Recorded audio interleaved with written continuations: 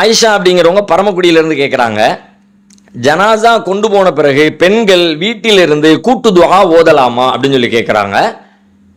கூட்டு துவா கூட்டானா ஒருத்தர் பிரார்த்தனை செய்ய மற்றவங்களாம் ஆமின்னு சொல்றா தானே.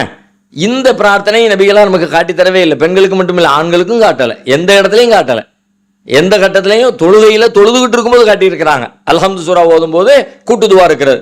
வலல்லாலி இமாம் சொன்னோன்னா ஆமீன் மற்றவங்க சொல்லுங்கன்னு ரசூலுல்லாஹ் காட்டி தந்திருக்கிறாங்க. மற்றபடி கூட்டாக ஒருத்தர் துவா செய்ய மற்றவர்கள் ஆமீன் சொல்லக்கூடிய பழக்கம் அது பிற்காலத்தில் உண்டாகி இருக்கிறது. அது பிதஅத்து, நபிகளார் காட்டித்தராத ஒரு வழிமுறை. அது குரானுடைய வசனத்துக்கே எதிரானதாக கூட அந்த துவா முறை அமைந்திருக்கிறது. ஏன்னா நீங்கள் உங்களுடைய ரப்பிடத்தில் துவா செய்யும் போது ரகசியமாக பணிவா துவா செய்யுங்க அப்படியெல்லாம் சொல்லப்படுது.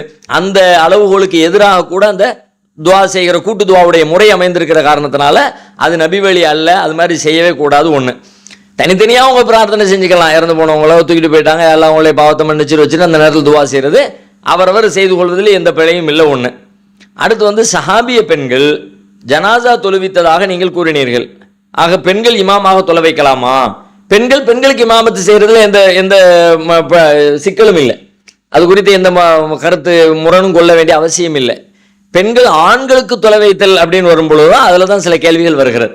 ஏன்னா ஆண்கள் பெண்களை நிர்வகிக்க வேண்டியவர்கள் நல்லா சொல்லியிருக்கும் பொழுது இப்போ இமாமாக பெண்ணை கொண்டு போய் ஒரு ஆணுக்கு வச்சோம்னா ஆண்களை பெண்கள் நிர்வகிக்கிறார்கள் அப்படிங்கிற மாதிரி அந்த கருத்து அமைந்துவிடும். அதனால ஆண்களும் பெண்களும் இருக்கிற சபையில் ஆண்கள் தான் இமாமத்து செய்ய வேண்டும். பெண்கள் மட்டும் இருக்கிற சபையில் பெண்கள் மட்டும் இமாமத்து செய்து கொள்வதில் தவறு எதுவும் இல்லை. அந்த அடிப்படையில் தான் அந்த ஜனாதா தொழுகையும் நபிகள் நாயகத்தினுடைய மனைவிமார் தொழுதாங்கன்னு நம்ம பார்க்குற செய்தி அந்த அடிப்படையில் உள்ளது தான்.